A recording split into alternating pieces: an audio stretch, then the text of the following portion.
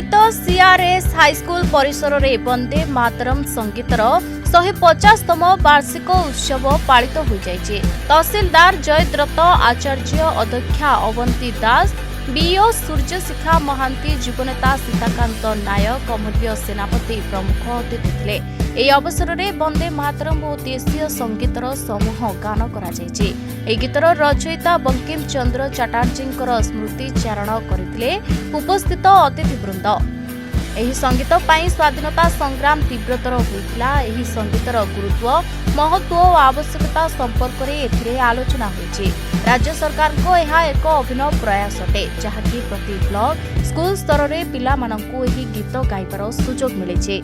सेमानंको मनरे देशप्रेम जागृत कराइबा यही उत्सवर मुख्य उद्देश्य बोली अतिथि माने मतव्यक्त करिसंते। विद्यालय स्तर में विभिन्न कृति प्रतियोगी मानंकु पुरस्कृत करा जायतिला। एही कार्यक्रम में शिक्षक शिक्षयित्री सह छात्र छात्री मध्य शामिल होइतिले।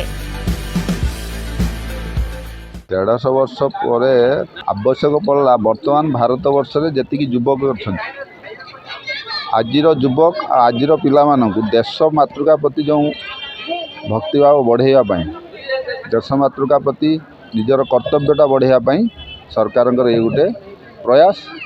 आज आम बाह्य शत्रु जो भारत वर्ष आक्रांत होती, तेणु आम देश भितर प्रत्याहत करने बहुत शक्ति आम पाखे अच्छी, आम युवक मान हाथ में अच्छी, आम पिला हाथ में अच्छी। तेणु एक 150 वर्ष पालन करके प्रति ब्लॉक स्तर नहीं छात्र छात्री पाखे पहुँचे आम देश गोटे उत्सर्जित सब पिला।